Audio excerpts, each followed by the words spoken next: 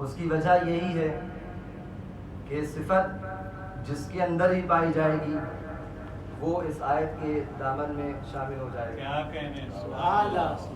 اور اگر صفت نہیں ہوتی ہے تو پھر بحث ہی ختم ہو جائے گی کہ آپ اس میں داخل ہیں یا نہیں ہیں. تو اس آیت شریفہ میں جو 5 صفات بیان کی جا رہی ہیں مومنین کی وہ یہ ہیں کہ انما المؤمنون الذین، بے شک مومنین وہ ہیں کہ اذا ذکر اللہ وجلت قلوبہم، جب اللہ کی یاد کی جاتی ہے اور اللہ یاد آتا ہے تو ان کے دل اللہ کی یاد سے کانپ اٹھتے ہیں، خوف زدہ ہو جاتے ہیں. دوسری صفت یہ ہے کہ وَإِذَا تُلِيَتْ عَلَيْهِمْ آيَاتُهُ زَادَتْهُمْ إِيمَانًا، اور جب اللہ کی آیات اس کے سامنے تلاوت کی جاتی ہے تو اس کے ایمان میں اضافہ ہوتا ہے. 3 وَعَلَى رَبِّهِمْ يَتَوَكَّلُونَ، اور وہ مومنین اللہ پر ایمان رکھتے ہیں اور اس پہ توکل کرتے ہیں. یہ رہی 3 صفات سورہ انفال کی آیت نمبر 2. اسی سورہ انفال کی آیت نمبر 3 میں ارشاد ہوا کہ الذین یقیمون الصلاۃ. چوتھی صفت یہ ہے کہ یہ مومنین جن کی ابھی 3 صفات بیان کی گئیں، ان کی چوتھی صفت یہ ہے کہ یہ لوگ نماز کا اقامہ کرتے ہیں، نماز برپا کرتے ہیں. اور آخری صفت یہ ہے کہ یہ لوگ انفاق کرتے ہیں، وَمِمَّا رَزَقْنَاهُمْ يُنْفِقُونَ. اب انشاءاللہ اسی آیت کے ذیل میں کچھ مطالب آپ کے سامنے انشاءاللہ عرض کروں گا، لیکن جو اس سے پہلے البتہ میں اشتہار کے عنوان سے نہیں کہہ رہا ہوں، لیکن اس سے پہلے جو اشرا بھی ہوا فیصل بلگرامی صاحب کے یہاں، خدا ان کو طول عمر سلامت رکھے، وہاں ہم نے ایک بہت اہم بات بیان کی تھی. اور ایسا تو ہے نہیں کہ جہاں ایک بات بیان کر دی ہو یہاں دوبارہ دہرائی نہ جائے، کوئی عیب ہے اس میں، کیونکہ قرآن کی آیت میں کہا جا رہا ہے کہ وَذَكِّرْ فَإِنَّ الذِّكْرَ تَنفَعُ الْمُؤْمِنِينَ.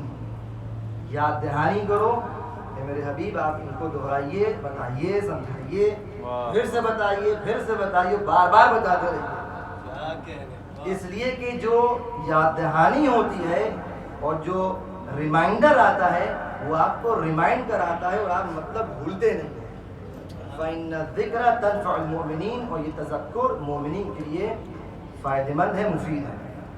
وہ بات یہ تھی کہ اس بات کو آپ حضرات گرہ میں باندھ دیجئے کہ یہ جو اب محرم شروع ہوا ہے، یہ مہینہ عزائے حسین کا مہینہ ہے، اور اس کے اندر جو قداست ہے، تقدس ہے، اس کا ایک لحاظ رکھیے. یہ ریچولز نہیں منائی جا رہی ہیں، یہ آپ کے ٹریڈیشنز اور آپ کے یہ جیسے کہتے ہیں رسومات نہیں ہیں کہ بس سال بھر ہوتا ہے تو اس سال بھی چلیے ہو جائے. نہ، میں نے دوسری بات یہ بھی عرض کی تھی کہ اس کو عادت نہیں سمجھنا ہے. نہ، عادت نہیں ہے. ہم لوگ عن قصد و عن علم اس کام کو کر رہے ہیں، اور وہ کیا ہے؟ وہ مقصد حسین کو یاد دہانی کے لیے ہم سب جمع ہوتے ہیں. اور جب تک اس مقصد کے ساتھ ہم لوگ اس فرش عذاب پہ آئیں گے تو ہمارا یہ مجلس برپا کرنا یہ کیا ہو جائے گی؟ محنت سوارت ہو جائے گی. اور اگر یہ مقصد نہ رہا تو یہ اکارت میں چلی جائے گی. سلوات پڑھیں محمد والے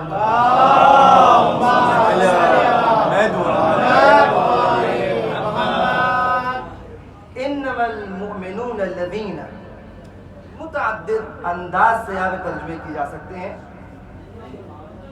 اب ایک ترجمہ یہ ہوتا ہے کہ بے شک مومنین وہ لوگ ہیں جو جب اللہ کی یاد کی جاتی ہے، اللہ کی یاد آتی ہے، ذکر خدا آتا ہے تو دل اللہ کے خوف سے تھرا جاتے ہیں، کانپ اٹھتے ہیں۔ یہ ایک ترجمہ، ترجمے کی تبدیلی صرف اس انما میں کرنا چاہ رہا ہوں۔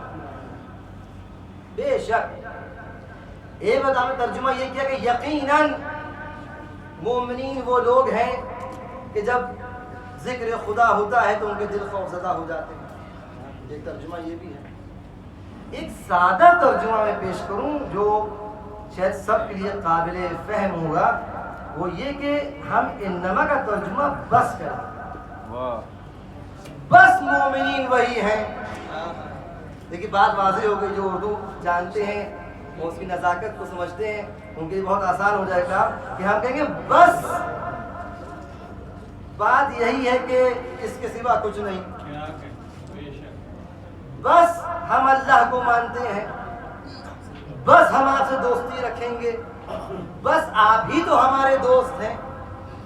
یہ بس کا مطلب یہ ہے کہ اس کے اندر ایک قسم کا حصر پایا جا رہا ہے۔ اب بارہ اس میں طولانی گفتگو، یہ حصر کس چیز میں ہو، کیا ہے؟ ترجمہ سادہ یہ ہوا کہ بس مومنین وہ ہیں کہ جن کے اندر یہ 5 خصوصیات اس آیت کے اندر، ورنہ اور دوسری آیات میں اور بھی خصوصیات وارد ہوئی ہیں۔ تو ترجمہ یوں ہے کہ بس مومنین وہ ہیں جب اللہ کا ذکر ہوتا ہے تو ان کے دل اللہ کی یاد سے خوف زدہ ہو جاتے ہیں۔ وجلت قلوبہم، یہ پہلا معنی۔ یہاں پہ تھوڑا روک کے ہم گفتگو آگے بڑھاتے ہیں، اس کے بعد انشاءاللہ مسائل کی منزل توجہ کیجیے گا۔ ہم نے بھی کیا کہا کہ ہم لوگ کچھ سیکھنے آئے ہیں۔ ابھی لکھنؤ سے ہم آ رہے ہیں تو وہاں پہ والد صاحب نے جو مجلس پڑھی اس میں بہت اچھا جملہ انہوں نے پڑھا، کہنے لگے کہ ہم لوگ مجلس میں آنے کا، ہم لوگ لفظ استعمال کرتے ہیں، کہتے ہیں ہم لوگ مجلس سننے جا رہے ہیں۔ یہی تو ہوتا ہے، ہم لوگ مجلس سننے جا رہے ہیں۔ کہاں جا رہے ہیں؟ مجلس سننے جا رہے ہیں۔ یہ چل گیا ہے، رائج ہے، ٹھیک ہے، ہم لوگ مجلس سننے جا رہے ہیں۔ لیکن اس میں تھوڑا سا اگر آپ فرق لے آئے جملے میں کہ یہ ہم مجلس سیکھنے جا رہے ہیں، بعد میں بہت فرق ہو جائے گا کہ ہم مجلس سیکھنے جا رہے ہیں۔ یعنی اگر اس نیت سے ہم آئیں گے تو اگر ایک لفظ اور ایک جملہ بھی منبر پہ خطیب نے جو بیان کیا آپ سمجھ گئے، سیکھ گئے، وہی آپ کے لیے کافی ہوگا۔ تو اس مقصد کو دیکھتے ہوئے اگر ہم یہ بات بیان کریں کہ اللہ کی یاد کیا ہے، بھائی مومنین تو بس وہی ہیں جو اللہ کی یاد جب ہوتی ہے تو ان کے دل خوفزدہ ہو جاتے ہیں۔ اب دل کا کیا مقام انشاءاللہ کل عرض کریں گے، لیکن پہلا سوال یہی ہے کہ یہ یاد خدا کیا چیز ہے کہ جس کا یہ اثر ہوتا ہے مومنین کے اوپر۔ اب مومنین تو ہم کو بیان نہیں کرنا، کیونکہ ہر وہ شخص جو دائرہ ایمان میں ہے وہ مومن ہے۔ تو وہ لوگ جو مومنین ہیں وہ کون سی چیز کو انجام دیتے ہیں، وہ یاد خدا کیا ہے کہ جس کے ذریعے سے ان کے دل خوفزدہ ہو جاتے ہیں۔ اگر ہم لوگ بھی جان لیں تو ہم بھی وہی کام کریں، ہمارے دل بھی خوفزدہ ہو جائیں، ہم بھی اسی آیت کے زمرے میں آ جائیں گے۔ ذکر خدا کا گرچہ اتم مصداق ایک لحاظ سے نماز ہے، نماز اللہ کی یاد کے لیے ہوتی ہے، اول سے آخر تک، ابتدا سے انتہا تک آپ اللہ کی یاد میں ہوتے ہیں، اللہ کی بارگاہ میں اپنے کو حاضر سمجھتے ہیں، اپنے کو حاضر جانتے ہیں۔ اور اسی طرح نماز میں انسان کی توجہ یہ ہوتی ہے کہ میں اللہ کی بارگاہ میں ہوں اور اللہ کا ذکر کر رہا ہوں، تو یہ نماز ذکر خدا ہے۔ لیکن یہاں پہ جو قرآن کی آیات ہم دیکھتے ہیں اس میں کچھ اور انداز ہے۔ آیت کہہ رہی ہے کہ انا اخترتک جو موسیٰ کی آیت ہے کہ پروردگار کہہ رہا ہے کہ ہم نے موسیٰ تم کو اختیار کر لیا ہے، فاستمع لما یوحیٰ، اب جو ہم وحی کریں اس کو سنو.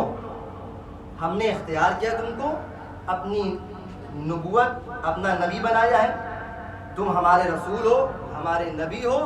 اب تمہاری ذمہ داری کیا ہے کہ استمع لما یوحیٰ، سنو غور سے جو تم پر وحی ہوتی ہے. یا اللہ کیا وحی ہے؟ وحی ہے کہ انی انا اللہ، بس میں ہی اور بے شک میں ہی تمہارا اللہ ہوں اور تمہارا معبود ہوں. لا الہ الا انا، کوئی معبود نہیں سوائے میرے. وَأَقِمِ الصَّلَاةَ لِذِكْرِي، تم نماز برپا کرو میرے ذکر کے لیے. توجہ کیجئے گا، نماز برپا کرو میرے ذکر کے لیے. نماز برپا کرو میرے ذکر کے لیے، یعنی نماز اللہ کے ذکر کا وسیلہ ہے لیکن اللہ کا ذکر نہیں ہے. ایک فرق ہے اس میں، اللہ کا ذکر نہیں ہے، اللہ کو یاد کرنے کا ایک ذریعہ ہے، اللہ کا ذکر نہیں ہے. ایک لحاظ سے، ورنہ کیوں نہیں، پوری نماز ذکر الہی ہے. یعنی ہر وہ چیز جو اللہ تک پہنچا رہی ہے وہ ذکر تو بنتی ہے. لیکن آیت یہ کہہ رہی ہے اقیم الصلاۃ لذکری، نماز برپا کرو ہمارے ذکر کے لیے. تو ذکر خدا کچھ اور بھی ہو سکتا ہے. توجہ کیجئے گا،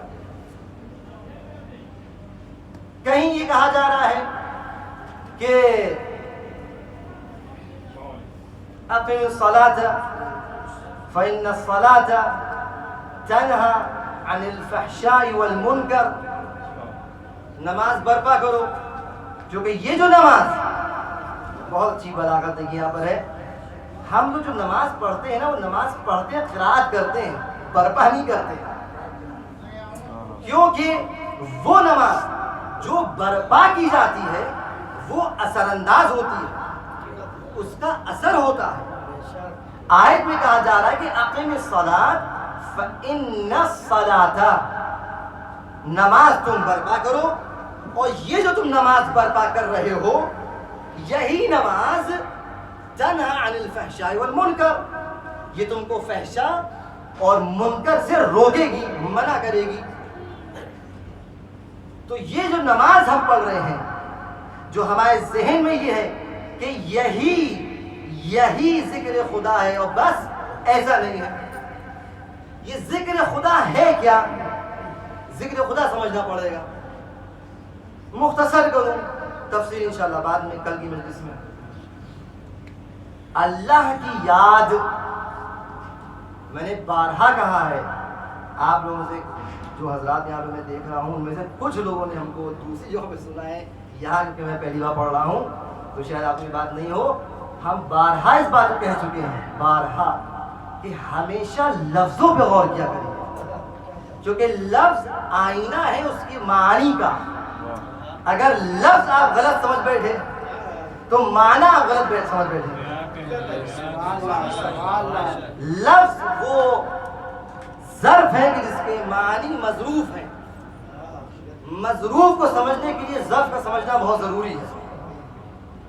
یہاں پہ لفظ ذکر کیا ہے؟ یاد. ذکر یعنی یاد.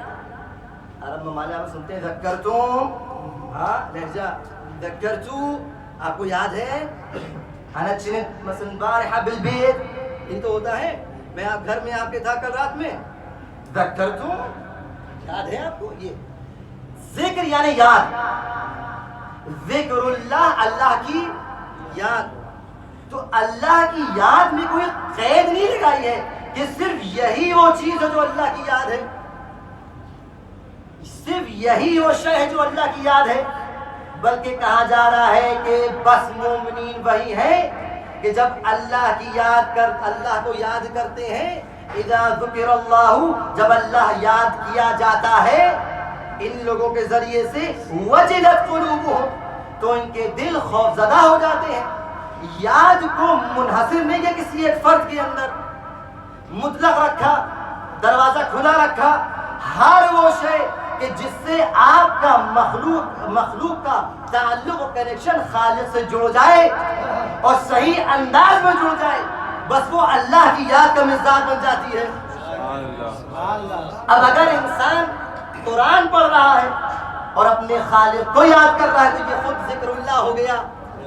نماز پڑھ رہا ہے، اللہ کی یاد میں کر رہا ہے تو ذکر اللہ ہو گیا۔ مسجد اقامہ کر رہا ہے، بنا کر رہا ہے، مسجدیں بنا رہا ہے، کیوں؟ نماز پڑھے، عبادت کرے۔ تو ہر وہ شے کہ جس کے ذریعے سے انسان اللہ تک پہنچ رہا ہے اور اللہ اس کے ذہن میں آ رہا ہے، متوجہ ہے اپنے خالق کی طرف، بس وہ ذکر اللہ ہے۔ بات واضح ہے؟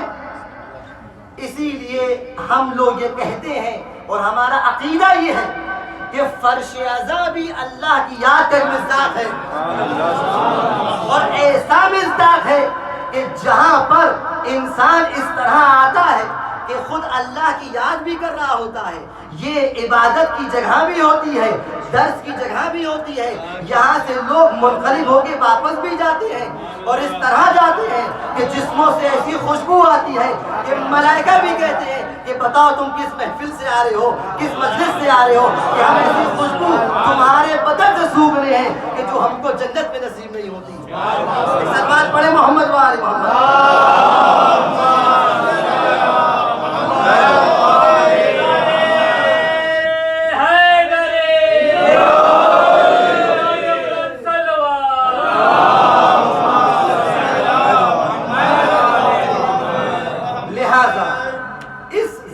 خدا میں یہ جو مومنین جمع ہوئے ہیں تو پہلی منزل میں تو ہم لوگ اپنے آپ کو پاتے ہیں، بس توجہ رہے کہ شیطان آپ کا کھلا دشمن وہ اپنا کام نہ کرے،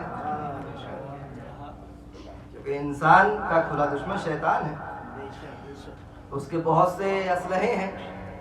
ایک اسلحہ یہی ہے کہ فَأَنْسَاهُمْ ذِكْرَ اللَّهِ قد استحوذ علیہم الشیطان، جب شیطان استحواذ کر لیتا ہے، پوری گرفت میں انسان کو لے لیتا ہے، تو نتیجہ یہ ہوتا ہے کہ فانساہم ذکر اللہ، وہ مومنین وہ انسان اللہ کی یاد بھلا دیتے ہیں، دماغ سے اللہ نکل جاتا ہے، مخلوق کے دماغ سے خالق نکل جاتا ہے۔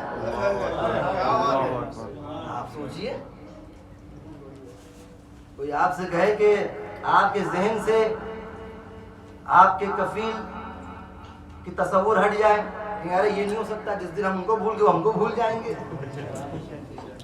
ہمارا اقامہ باطل ہو جائے گا، ہماری جاب خطرے میں آ جائے گی۔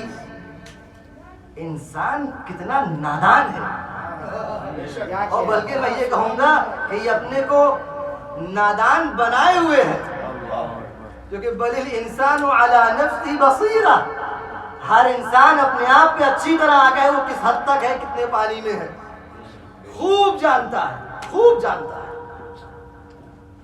لیکن الگ الگ اس کے اسباب ہیں، ایک سبب یہ ہے کہ شیطان آپ کو بھلا دے گا، فَأَنْسَاهُمْ ذِكْرَ اللَّهِ۔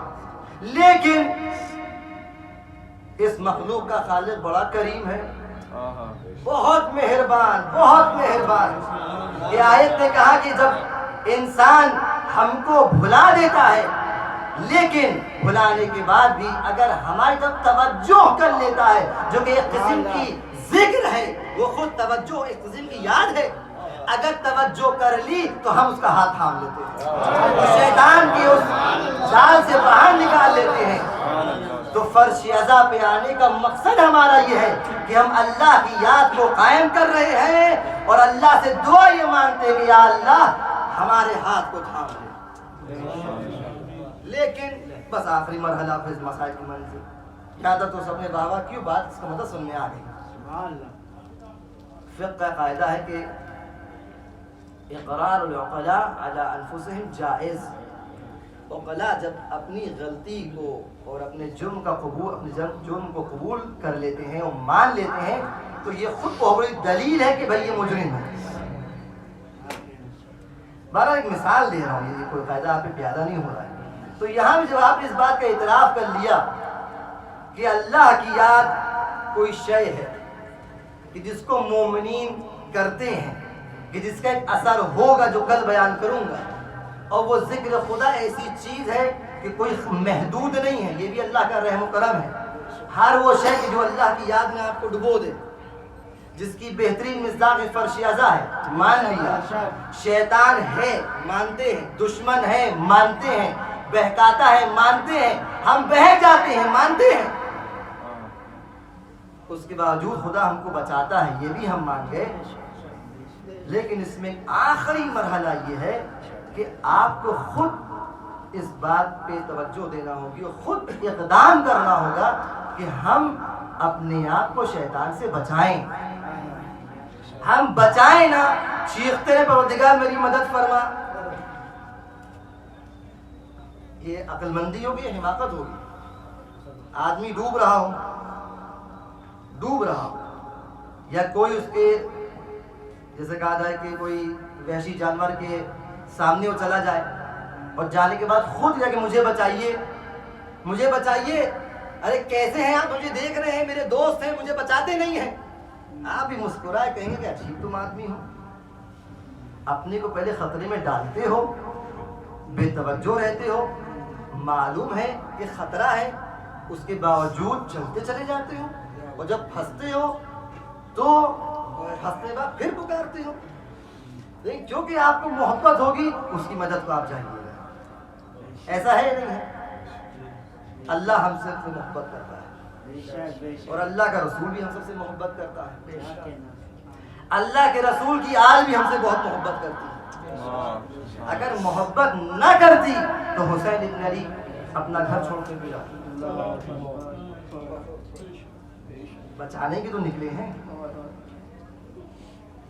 اسی لیے نکلے ہیں کہ اپنی پوری امت کو بچانے، اپنے نانا کی امت کو بچانے نکلے. کربلا ایک ایسی منزل ہے، کمال انسانی ہے کہ جہاں آپ کو ہر سن و سال، ہر نوع جنس، ہر رنگ و روپ کے اندر کمال ہی کمال نظر آئے گا. اور ہر فرد جو خیام حسینی میں تھی وہ اپنے آپ میں اپنی ظرفیت و استعداد کے حساب سے حسین ابن علی ہے. آپ کہیں گے کہ کربلا میں بچوں کے لیے کیا درس ہے، تو آپ کو ایسے دروس نظر آئیں گے، ایسی تعلیمات نظر آئیں گی کہ قیامت تک کے جتنے بھی بچے آ رہے ہوں گے ان سب کے لیے کربلا والے یہ جو بچے ہیں سب مشعل راہ ہیں. آپ نے جناب مسلم بن عقیل کے 2 بچوں کے مصائب سنے ہوں. محمد ابراہیم، الگ الگ روایات ہیں. کچھ نے کہا کہ یہ کوفے میں قید تھے وہاں سے بھاگے، کچھ نے کہا نہ جب یہ اسیر ہوئے تھے اس وقت بھاگے. اور چلتے چلتے پوری داستان آپ کے سامنے ہے کس طرح اس منزل پر آئے کہ جہاں پہ ظالم نے وہ ظلم عظیم کیا کہ چھوٹے بھائی نے بڑے بھائی سے کہا کہ چلو بھائی ہم لوگ اس انداز سے شہید ہوں کہ ہم لوگ ساتھ ساتھ رہیں. ننھے ننھے بچے ہیں،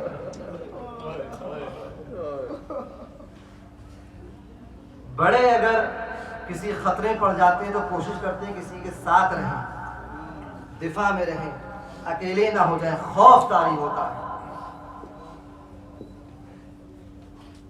شہادت کا بس ایک جملہ کہہ کے اگلے شہید طرف میں بڑھوں گا کہ ارباب مقادر نے لکھا ہے کہ ان دونوں بچوں کی جب لاشوں کو کے بارے میں جب مقدر نے لکھا ہے، اچھا لاشیں تو ایسی تھی کہ وہ تو ناپید ہیں، وہ تو دریا میں ڈال دی گئی تھی، بعض مقادر کے حساب سے دریا میں ڈال دی گئی.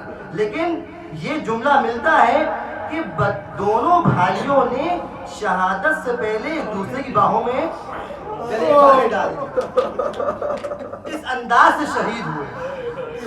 یہ ایک پہلو ہے جو میں تبرکاً تمہیداً بیان کیا. لیکن میرا دل چاہتا ہے کہ ایک ایسے شہید کا تذکرہ کروں جو کربلا کے میدان میں بچہ شہید تو ہوا لیکن بڑی نرالی اس کی شہادت ہے. اجرکم علی اللہ، اجرکم علی اللہ. نام ہے عبداللہ. مشہور یہ ہے کہ امام حسن مجتبی علیہ السلام کے فرزند عبداللہ بن حسن. کربلا میں الگ الگ بچوں کا الگ الگ انداز تھا. کچھ ایسے بچے تھے کہ جب دیکھا کہ سب شہید ہو رہے ہیں تو بنی ہاشم کے یہ لال ہیں، یہ تربیت یافتہ امام حسین کی ہیں. شہادت افتخار ہے، موت ان کے لیے شہد سے زیادہ شیرین ہے. سب نے چاہا کہ ہم بھی اپنے ماموں پر اپنے چچا پر قربان ہو جائیں، لیکن جب امام نے منع کر دیا تو واپس چلے گئے. ماں نے کہا بیٹا کیوں نہیں جاتے؟ کہا ماموں نے، چچا نے منع کر دیا ہے. بات ختم ہو گئی. یہ ایک مزاج نظر آتا ہے کربلا کے میدان میں. ایک مزاج یہ نظر آتا ہے کہ جہاں پر بچہ ہے شوق شہادت اتنا ہے کہ چراغ گل ہو جانے کے بعد بھی اس بات کا منتظر ہے کہ فہرست میں، شہداء کی فہرست میرا نام ہے یا نہیں ہے. یہی بچہ ہے جو اس طرح بس اپنے چچا کا طواف کر رہا ہے کہ مقاتل لکھتے ہیں کبھی ہاتھ کا بوسہ لیتا ہے، کبھی پیروں کا بوسہ لیتا ہے، کبھی ہاتھ پکڑ لیتا ہے کہ چچا جان مرنے کی اجازت دے دیجیے. چچا منع کر رہے ہیں لیکن چچا کو چھوڑتا نہیں ہے. یہ ایک مزاج ہے. ایک تیسرا مزاج بھی نظر آتا ہے. وہ مزاج یہ ہے کہ کم سن بچہ، جناب زینب نے بھی دیکھا، امام حسین نے بھی محسوس کیا، بہت کم سن ہے، نابالغ بچہ ہے لیکن اتنا زیادہ اپنے چچا حسین کو چاہتا ہے کہ چاہتا یہ ہے کہ امام حسین کے ساتھ ساتھ ہر جگہ رہے. تصور کیجئے گا کربلا کا میدان ہے، اصحاب ہیں، قمر بنی ہاشم ہیں، بزرگان ہیں، بزرگوں کے بیچ میں بچے، تیروں کی بارش، خوف، خطرہ. یہ بچہ یہ کیا کر رہا ہے؟ اے بہن زینب اس بچے کو خیمے میں لے جائیے. جناب زینب آئی، میرے لال خیمے میں چلو. نہیں پھوپھی اماں، نہیں پھوپھی اماں، خیمے میں نہیں جائیں گے، ہم چچا کو اکیلا نہیں چھوڑ سکتے. نہیں بیٹا تمہیں خیمے میں چلنا ہوگا. ہاتھ پکڑ کے خیمے میں لے گئی. عبداللہ کو خیمے میں لے گئی. امام حسین نے کہا اے بہن زینب اس کا خاص خیال رکھنا، اس کا خاص خیال رکھنا. یہ بچہ اتنے جوش میں ہے کہ ہمیں کچھ میں خطرہ محسوس ہوتا ہے. کہیں یہ آدھا ہی تک نہ چلا جائے، کہیں یہ مقتل تک نہ چلا جائے، کہیں یہ میدان جنگ میں نہ اتر آئے. اس کا خاص خیال رکھنا، اس کو روکے رکھنا. جناب زینب نے سن لیا، بات ختم ہو گئی. بچے کو خیمے میں اندر کر دیا گیا. ارباب مقاتل لکھتے ہیں بس زحمت تمام. شہید گھوڑے زمین پر آیا، آواز دی یا ابا عبداللہ علیکہ منی السلام. ضعیف امام حسین، غریب امام حسین، بے کس و بے یاور امام حسین ہر آواز پہ اللہ اکبر، اللہ اکبر. آپ اس بات کو محسوس کیجئے، سرکار سید الشہداء، زمانے کا امام، حجت خدا اپنے اصحاب کی آواز پہ لبیک کہتا ہوا جاتا ہے. فوراً پہنچے بالین پر. ادھر امام حسین مقتل میں ہے، شہید کے پاس ہے. ادھر ظالم نے ایک مرتبہ دیکھا کہ حسین ہے جو مقتل موجود ہے. چاہتا یہ تھا کہ اس موقع کا فائدہ اٹھا کر حسین ابن علی پہ وار کرے. وار کرنے کے یہ ظالم آگے بڑھتا ہے. ادھر اس بچے نے کیونکہ مزاج اپنا بتا رہا ہے، بار بار اپنے چچا کے ساتھ تھا، خیمے میں جانے کے بعد بھی اپنے آپ کو گرچہ جسم اس کا خیمے کے پیچھے ہے، لیکن نہ جانے کس طرح اپنے چچا پر نگاہیں جڑے ہوئے ہیں کہ اپنے چچا کو دیکھتا رہے۔ جب اس بچے نے عبداللہ نے یہ دیکھا کہ ظالم چھپ کر میرے چچا کی طرف آگے آ رہا ہے، ارباب مقاتل لکھتے ہیں کہ عبداللہ نے ایک مرتبہ خیمے کے زمین کو ایک مرتبہ کھودنا شروع کیا، مٹی کو ہٹانا شروع کیا، اس انداز سے ہٹایا، کتنا ہٹایا، کتنی تیز ہٹایا مجھے نہیں معلوم، لیکن ارباب مقاتل لکھتے ہیں کہ بچے نے خیمے کے نیچے سے اپنی جگہ بنا کر ایک مرتبہ باہر نکلا، اس طرح باہر نکلا کہ پکارتا ہوا نکلا، اے ظالم، اے ملعون، اے ظالم، اے ملعون، تو میرے چچا کو مارے گا، تو میرے چچا پہ وار کرے گا۔ یہ کہتا ہوا تیر کی طرح بچہ آگے بڑھا۔ امام حسین نے بچے کو دیکھا، پیچھے ظالم حملہ کرنا چاہتا ہے، بچے نے آواز دی، اے چچا میں آگے آتا ہوں، میں آپ کی نصرت کو آتا ہوں۔ ظالم نے تلوار چلائی، بچے نے اپنے ہاتھوں کو آگے کر دیا۔ ارباب مقاتل لکھتے ہیں کہ بچے کے دونوں ہاتھ قلم ہو کے حال میں آویزہ ہو گئے۔ بچے کو امام حسین نے سوالا، اے میرے لال یہ کیا کیا، اے میرے لال یہ کیا کیا، یہ کہہ کر بچے کو گلے سے لگایا، اے عبداللہ جزاکم اللہ خیر الجزا۔ یہ کہنا تھا، اتنی شدت تھی، تکلیف تھی کہ بچے کی روح جنت کو پرواز کر گئی۔ مولا آپ پہ اس بچے نے جان قربان کر دی، لیکن ابھی اور بھی وقت آنے والا ہے کہ ایک شیر خوار بھی ہوگا جو آپ پر اپنی جان کو قربان کرے گا۔ ارباب مقاتل نے لکھا ہے، دوسری روایت میں ملتا ہے کہ یہ بچہ قبل اس کے کہ شہید ہوتا، ہرملا نے ایک مرتبہ اس کا نشانہ لگایا، تیر چلایا، یہ بچہ بھی باغوش امام میں ذبح ہوا۔ الا لعنۃ اللہ علی القوم الظالمین وسيعلم الذين ظلموا أي منقلب ينقلبون۔ پروردگار ان آنسوؤں پر رحمت نازل فرما، بار الہ ان آوازوں پر رحمت نازل فرما، پروردگار ہماری اس عبادت کو قبول فرما، بار الہ امام زمانہ کے ظہور میں تعجیل فرما۔ ربنا تقبل منا انك انت السميع العليم وآخر دعوانا الحمد لله رب العالمين۔ یا حسین